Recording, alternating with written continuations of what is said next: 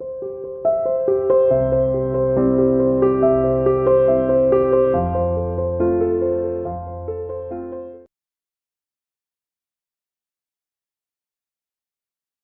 Morning बेटा, welcome to CR international school online classes.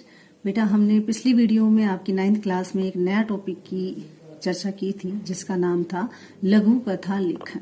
ठीक है, लघु कथा क्या थी? यानी लघु का मतलब छोटी, कथा का मतलब कहानी, यानी ऐसी कहानी, और लेखन का मतलब लिखना, ऐसी कहानी लिखना जो सुनने में, पढ़ने में छोटी हो और दिखने में भी छोटी हो, ताकि वो जल्दी से हम उसे पूरा लिख सकें, क्योंकि ये 5 अंक की आपकी आएगी, इसके आपको 5 नंबर मिलेंगे। तो कहानी लिखने के लिए, लघु कथा को लिखने के लिए मैंने आपको बताया था कि लघु कथा के लिए बहुत सारे आपके नियम हैं। क्या कि जो भाषा है वो कैसी होनी चाहिए? सरल होनी चाहिए। ठीक है, कम से कम वो 100 से 250 या 150 शब्द, 100 से आपके 120 से 150 से शब्द उसमें होने चाहिए। भाषा के साथ साथ आप उसमें कोई लोकोक्ति, कोई मुहावरे का प्रयोग कर सकते हो। और इसके साथ साथ उसमें जब कहानी लिखोगे तो यदि पात्र दिया हुआ, यानी कोई व्यक्ति, कोई वस्तु, सजीव है, निर्जीव है, कोई पशु है, कोई पक्षी है, वो अगर दी हुई है तो आपको लिखना है वैसे का वैसे। और मान लो नहीं दिया हुआ तो आप कल्पना के आधार पर भी बना सकते हो कि एक राजा था, उसका नाम ये था। अगर नहीं दिया हुआ है, दिया हुआ है जब, तो आपको वही लिखना है। ठीक है, उसके बाद हमने बात की थी इन्हीं के विषय पे कि आप जब कहानी लिखेंगे तो जैसे अगर आपको फिल इन द ब्लैंक्स में दे रखी है, तो आप जैसे जैसे फिल इन द ब्लैंक्स दे रखा है, आपको वैसे वैसे कहानी को शुरू करना है। आप ऐसा नहीं कर सकते कि आप बीच से शुरू कर दोगे, आप आखिरी से शुरू कर दोगे, बीच का पहला लाइन उठा लोगे, या पहली 2 छोड़ दोगे, तीसरी उठा लोगे। ठीक है, फिर एक नहीं आ रही तो उसे छोड़ दोगे। ऐसा नहीं करना आपने बिल्कुल उसको कंटिन्यू रखना है, लगातार उसी पहले। जब भी सबसे पहली बात है कि आप जब कहानी पढ़े ना, तो आप उस कहानी को पहले पढ़ लीजिए और आपको क्या लगता है उसके अंदर और क्या चीजें आ सकती हैं, आप उस कहानी में जो चीजें आए ना, आप उसको दिमाग में एक बार बैठा लीजिए। ठीक है, कि आपको माइंड में ही हो जाए, अच्छा मैं ये तो बना सकता हूँ, अच्छा ये इसके बारे में हो सकता है। वो कहानी ऐसी हो जो आपने सुनी हो, जो आपने पढ़ी हो कभी, ऐसा भी हो सकता है। फिर जिसकी कल्पना शक्ति अच्छी है, जिसकी सोचने की पावर अच्छी है कि वो क्या सोच सकता है किसी भी कहानी के बारे में।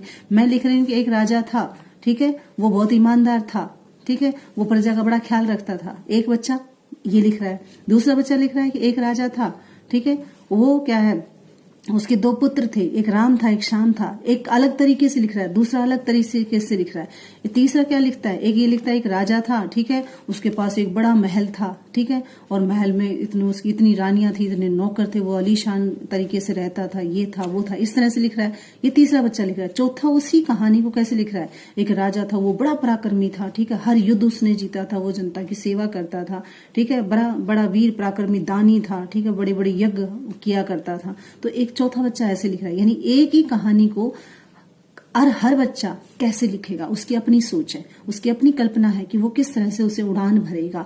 कल्पना सोचिए, नया तरीके से कैसे लिखोगे, अच्छा कैसे लिख पाओगे, ये सारी चीजें आपने उस कहानी में डालनी है। ठीक है, जरूरी नहीं है आप एक ही तरह की कहानी लिखें। ठीक है, आपने जो सोची आप उसको कैसे मतलब आपको 100 से 150 शब्द में आप उसे बांध सकते हो। ठीक है, फिर उसमें अब जब आप कहानी लिखें, सेंटेंस कितने हो, छोटे हो।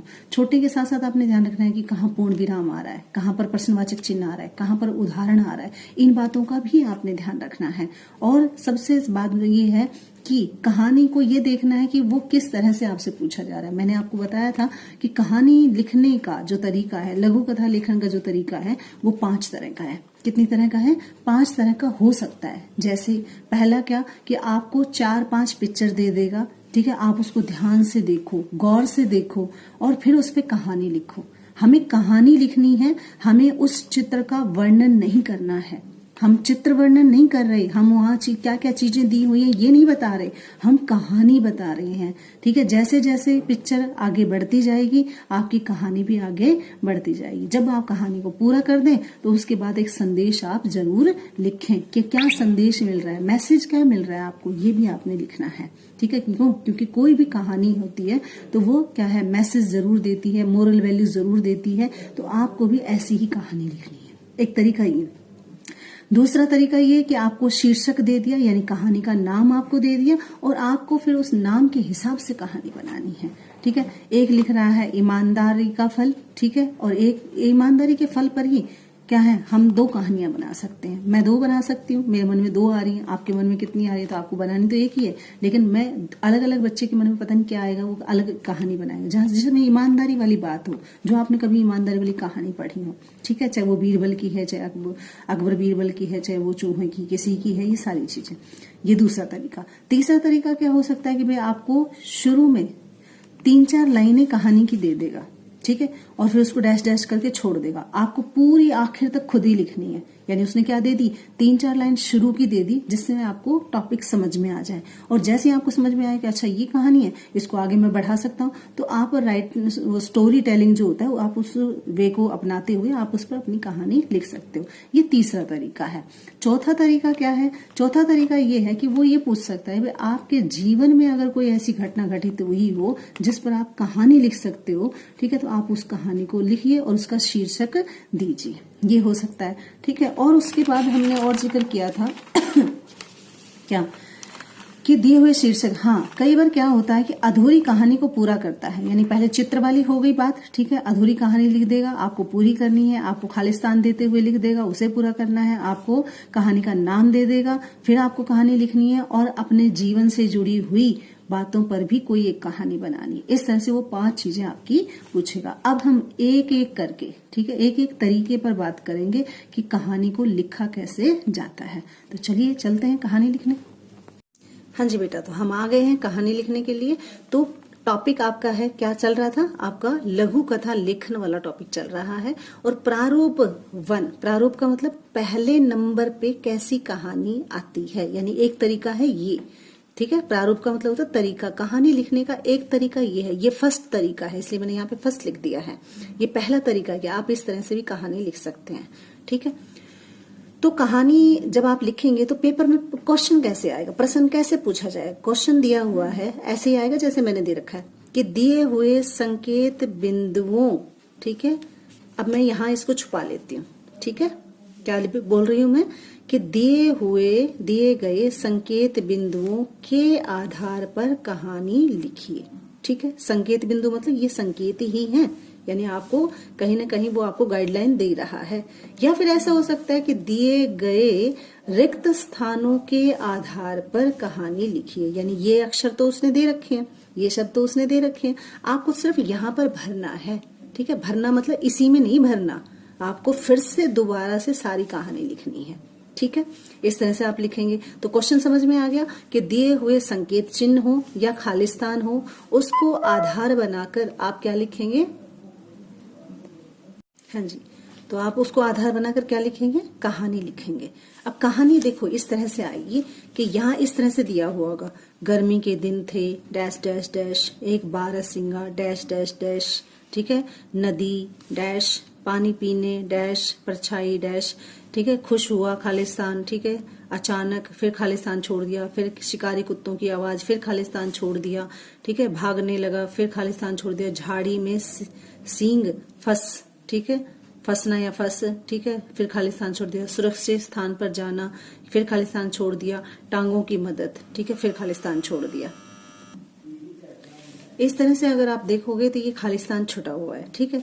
अब ये नहीं है कि सारे बच्चे ये करेंगे भाई पहले ये उतार लें, फिर को नीचे जो आंसर शीट होती है उसमें और फिर बीच में भर दें, ऐसा नहीं करना बेटा, ठीक है। आपको तो सिर्फ इनकी मदद लेनी है, इन शब्दों की, और कहानी को दोबारा से अपने आप लिखना है। किस तरह से लिखना है? देखो मैंने उत्तर लिखा है, किस तरह से लिखेंगे? पूरी इस तरह से लिखेंगे। कैसे लिखेंगे मैं आपको पढ़ के सुना रही हूँ और आपको भी समझ में आ गया होगा मैं कौन सी कहानी की बात कर रही हूँ, क्योंकि आपने भी पढ़ी होगी। अब यहाँ पर मैं कहानी शुरू करती हूँ। देखिए अब यहाँ पर मैंने लिया था गर्मी के दिन थे, तो मैंने इसी की मदद ली। गर्मियों के दिन थे, जंगल में सभी पशु पक्षी गर्मी से परेशान थे, ठीक है, एक बारहसिंगा। अब देखिए यहां से लेकर और यहां तक मैंने अपने आप लिखा है, तो आप भी इस तरह से, वहां पर जरूरी नहीं है कि इसमें आपको 1 या 2 या 3 शब्द ही भरने हैं, आप जितना इसमें बढ़ाकर चढ़ाकर लिखना चाहें उतना लिख सकते हैं, ठीक है, लेकिन कम से कम शब्दों में लिखें। तो यहाँ पर क्या, गर्मियों के दिन थे, जंगल के सभी पशु पक्षी गर्मी से परेशान थे, एक बारहसिंगा नदी पर अपनी प्यास बुझाने के लिए पानी पीने लगा, ठीक है। एक नदी पर गया और पानी पीने लगा। पानी में उसने अपनी परछाई देखी तो उसे अपने सुंदर सींगों को देखकर वह बहुत खुश हुआ। जब उसकी नजर अपनी टांगों पर पड़ी तो वह बड़ा दुखी हुआ। सोचने लगा कि मेरी ये बदसूरत सी टांगों के कारण मैं कितना कुरूप का मतलब बेकार लगता हूँ, बुरा लगता हूँ। ये मेरे किसी काम की नहीं है। यानी उसने अपनी टांगों को भला बुरा कहना शुरू किया। मेरे सींग मेरी सुंदरता में 4 चांद लगा देते हैं। अब मैंने बताया था ना, मुहावरा यूज कर सकते हैं आप यहाँ पे। तो कहते हैं मेरे सींग जो है वो मेरी सुंदरता में 4 चांद लगाते हैं, अर्थात मुझे खूबसूरत बनाते हैं। वह अपने सुंदर सींगों के ख्यालों में खोया हुआ था। जब वो सुंदर सींगों के ख्यालों में खोया हुआ था, अचानक उसे शिकारी कुत्तों की आवाज सुनाई दी। वह जंगल में अनेक झाड़ियां थी, उसके सुंदर सींग उसमें फंस गए। बहुत कोशिश करने पर मुश्किल से वह इतने में शिकारी कुत्ते उसके पास आ गए।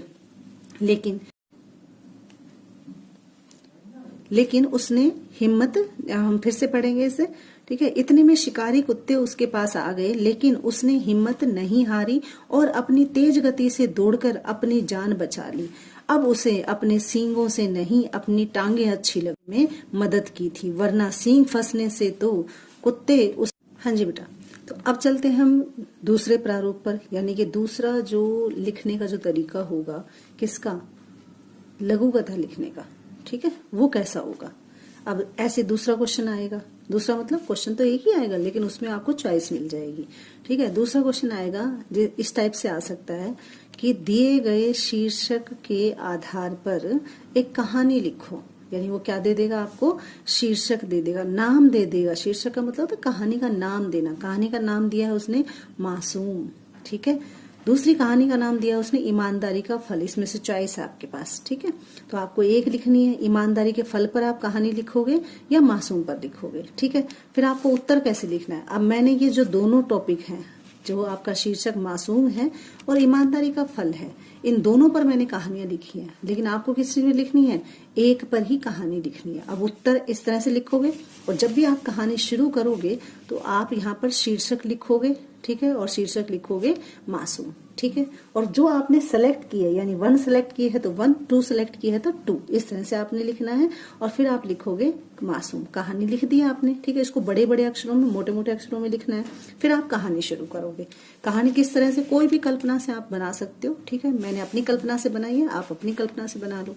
कहानी क्या है भाई, गणेश चतुर्थी का दिन था। गणेश चतुर्थी का मतलब गणेश जो भगवान है उनके अवसर, उनका एक गणेश चतुर्थी आती है, ठीक है। उस पर लोग धर्म पुण्य करते हैं, ठीक है, उनका मतलब पूजन करते हैं गणेश चतुर्थी पर।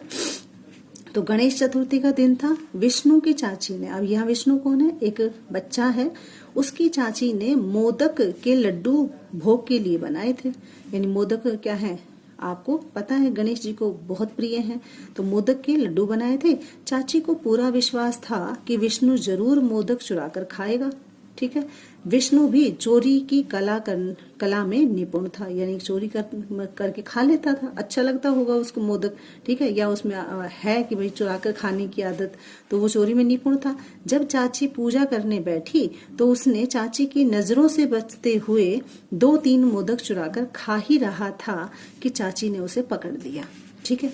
चाची ने उसका हाथ पकड़कर लंबोदर की मूर्ति के सामने ले जाकर पूछा, यानी भगवान कौन, गणेश जी की मूर्ति के सामने ले जाकर इसलिए पूछा था कि बच्चा सच बता दे, भगवान के सामने कसमें खाएगा।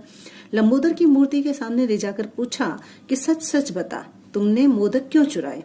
विष्णु बोला, मैंने कहाँ चुराए। चाची बोली, झूठ मत बोल, ठीक है, तुम किसने कहा था तुम्हें मोदक चुराने को। विष्णु बोला, लंबोदर ने। लंबोदर कौन है, यहाँ पर भगवान गणेश के लिए यूज हुआ है, ठीक है। तो कहते हैं लंबोदर ने कहा था मुझे। तो चाची, भगवान क्यों कहेंगे तुम्हें मोदक चुराने को। विष्णु, भगवान बोले कि कुछ नहीं होता, यदि भूख लगी है तो 1-2 मोदक खा लो। तो कहते मैंने क्या किया। चाची बोली, झूठ बोल रहे हो, भगवान भी कभी ऐसा बोलते हैं क्या। विष्णु ने कहा, हाँ भगवान ने कहा था चाची डांटेगी, तो मैंने कहा चाची डांटेगी अगर मैं मोदक खाऊंगा, तो बोले मैं देख रहा हूँ, तुम चुपचाप खा लो, ठीक है। इस तरह से उसने बताया और अपना भोलापन दिखाते हुए उसने लड्डू खा लिए।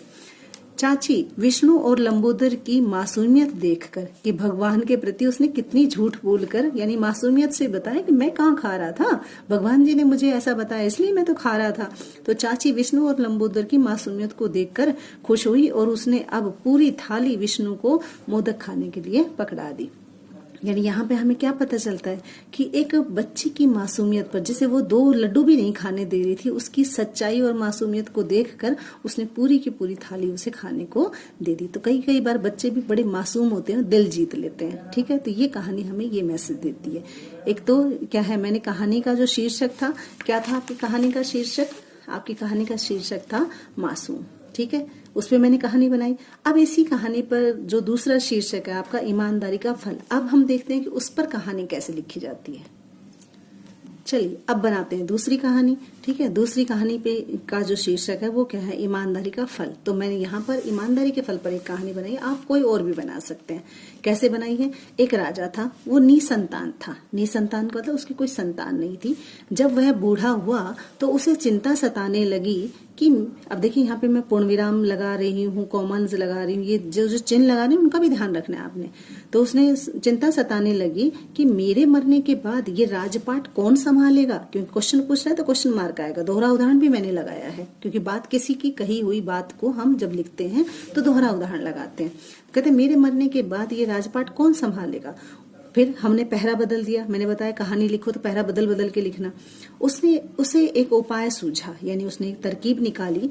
उसने अपने भावी उत्तराधिकारी, भावी का मतलब आगे आने वाला कौन उसकी कुर्सी पर बैठेगा, उसे उत्तराधिकारी कहते। राजा का आगे कौन राजा बनेगा, उत्तराधिकारी चुनने के लिए राज्य के सभी युवाओं को, क्योंकि राजा कैसा होता है, जवान होता है, युवा होता है, तो युवाओं को एक एक बीज दे दिया और कहा ये बीज उगाकर जो सबसे पहले पौधा लाएगा वही अगला राजा बनेगा। सभी खुश थे। अब देखिए मैंने यहाँ पूर्ण विराम, वो दोहरा उदाहरण लगाया है, पूर्ण विराम लगाया, तो आप इन चीजों का ध्यान रखना। सभी युवा कुछ दिनों के बाद ही एक एक पौधा लाकर राजा को दे रहे थे, लेकिन ब्रजमोहन खाली हाथ था। यानी ब्रजमोहन यहाँ पर एक व्यक्ति का नाम है जो खाली हाथ आया था। बाकी सब पौधे लेकर आए थे, लेकिन ब्रजमोहन खाली हाथ आया था दरबार में। राजा ने पूछा, ब्रजमोहन तुम पौधा नहीं लाए? ठीक है, अब पौधा नहीं लाएगा मतलब विस्मयादि बोधक, हैरानी से पूछा, इसलिए विस्मयादि बोधक है और दोहरा उदाहरण भी यूज होगा। ठीक है, उसने पूछा कि तुम ब्रजमोहन पौधा नहीं लाए? ब्रजमोहन, महाराज, क्योंकि संबोधन दे रहा है तो हमें संबोधन चिन्ह लगाना है। महाराज मैंने तो पौधे की बहुत देखभाल की, परंतु वह तो उगा ही नहीं। ठीक है, राजा बोले, अरे वो बीज तो उबले हुए थे, कैसे उगते? कहने का मतलब यह है कि अगर हम बीजों को उबाल देते हैं तो बीज नहीं उगते, कच्चे ही उगते हैं। कहते बीज उबले हुए थे, वो कैसे उगते? ब्रजमोहन, महाराज बाकी सबके तो उग गए, मेरा बीज क्यों नहीं उगा? यानी कि मैंने जो आपने जो बीज दिया था बाकी सब भी तो उगा के लाए। आप कह रहे हैं कि उबला हुआ था इसलिए नहीं आया, तो वो कह रहे हैं कि मेरे पास भी तो उबला हुआ आया था, वो तो नहीं उगा, लेकिन इनके उबले हुए कैसे उग गए? राजा ने कहा, ये सभी झूठे हैं। राजा बनने के लालच में ये पहले से ही उगा हुआ पौधा कहीं से लाकर मुझे दिखा रहे हैं, यानी कहीं पर कोई पौधा हुआ होगा और ये सारे पौधे उठा उठा कर ले आए। सभी युवा जो नकली पौधा लेकर आए थे, नकली कौन सा, जो बीज उगाया था उसका तो पौधा ही नहीं उगा, तो वो कहां से झूठा दूसरा पौधा ले आए थे। बड़े शर्मिंदा हुए जब राजा को सच्चाई का पता चल गया और उन्हें भी सच्चाई का पता चला तो वो शर्मिंदा हुए। राजा ने उन्हें इसकी सजा दी और ब्रजमोहन को ईमानदारी से खुश होकर उसे अपना अगला राजा बना दिया। तो कहानी हमारी यहाँ पर खत्म ही नहीं होती है, हमें क्या देनी है, एक सीख भी देनी है। तो अतः आपको क्या शिक्षा मिलती है? शिक्षा ये है कि अतः हमें कभी भी लालच में आकर अपना कर्तव्य नहीं भूलना चाहिए। ईमानदारी से किया गया काम हमेशा क्या होता है, सही होता है। तो ये कहानी हमें ये कहती है कि ईमानदारी का फल हमेशा अच्छा और मीठा होता है। तो आपने देखा कि मैंने 2 शीर्षक दिए थे और दोनों पर एक अलग अलग कहानी लिखी है। ठीक है, तो आपको इस तरह से, ये था हमारी कहानी का क्या है, दूसरा प्रारूप, यानी कहानी 2 तरह से लिखी जा सकती है। ठीक है, एक तो फिल इन द ब्लैंक्स में लिखी हमने और एक उसने शीर्षक दे दिया और उस पर हमने लिखी। आज के लिए इतना ही। ठीक है, अब अगली जब वीडियो आएगी उसमें हम पढ़ेंगे कहानी का तीसरा तरीका, कि कहानी तीसरे तरीके से कैसे लिखी जाती है। तब तक आप मन में कल्पना करो और नई नई कहानियां बनाओ।